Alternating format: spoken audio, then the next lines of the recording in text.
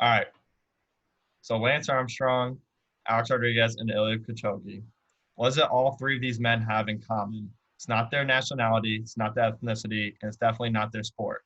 No, it's that all three of these men were involved with doping. Unlike Alex Rodriguez and Lance Armstrong, Eliud Kipchoge was not involved with chemical doping by injecting himself. No, his doping was mechanical by what he was wearing on his feet. By the end of the speech, they're going to understand the background technology going into the newest marathon super shoes and why the governing body wants to ban these super shoes leading up to the Olympic year. So back in 2017, Eliud Kipchoge, Nike-sponsored athlete, set out to break 2 hours in the marathon. With this attempt came new research with foam and carbon fiber plates, but sadly he came up short at 2:00:25. But Nike was not going to settle for this. They want to have the first athlete under 2 hours in the marathon. So Nike went back to work in the research lab and developed the Nike Alpha Fly Next Percent. With this came about their new foam called Zoom X, full-length carbon fiber plates, and Nike AirPods. Starting from the base, the Nike Foam Zoom X is a Pebex foam said by Kieran Alger for a 2019 article for Runner's World, Sole Sensations, the bottom bits of the latest running shoes, is a soft and springy midsole that somehow takes in energy from foot strike and gives it back to the runner upon toe off. Put this with a full length carbon fiber plate. This plate acts like a bow where it wants to resist flexion and return back to its neutral state.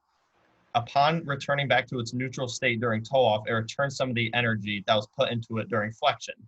And it's said by Matt Burgess for a 2020 Wired article, Nike unveils its secrets about its 159 marathon shoe. The combination, the Zoom X foam and the carbon fiber plate, helps to reduce the energy put on your calf muscles, which allows for a higher efficiency of the runner and allows for the muscle not to tire as quickly.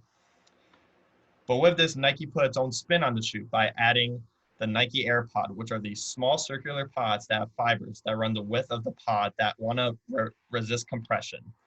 Just like the carbon fiber plates that resist flexion, because it resists compression, upon toe off, it rebounds and gives the runner some energy in return. And said by Matt Burgess in the same article, it is up to 90% energy efficient.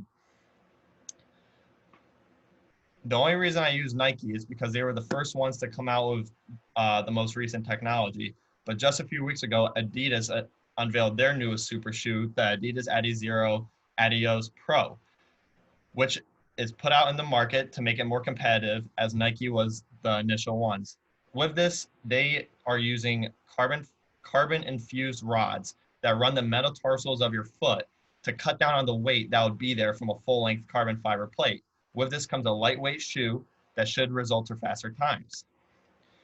So how did Eliud Kipchoge do? Well, on October 12th of 2019, he ran 1:59:40 for the full marathon, being the first man to break 2 hours.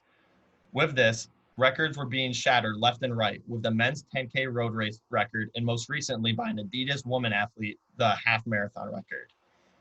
With the Olympic year rapidly approaching, the governing body sees this as an issue, as just like golf with its ball that would drive past the fair green, or swimmers with their swimsuits, is just merely making the athletes too efficient at their sport, and they're afraid it's going to affect the integrity of the sport. In the end, the governing body does not want to see a company make a shoe that is close to 100%, as this will make running essentially effortless. Thank you.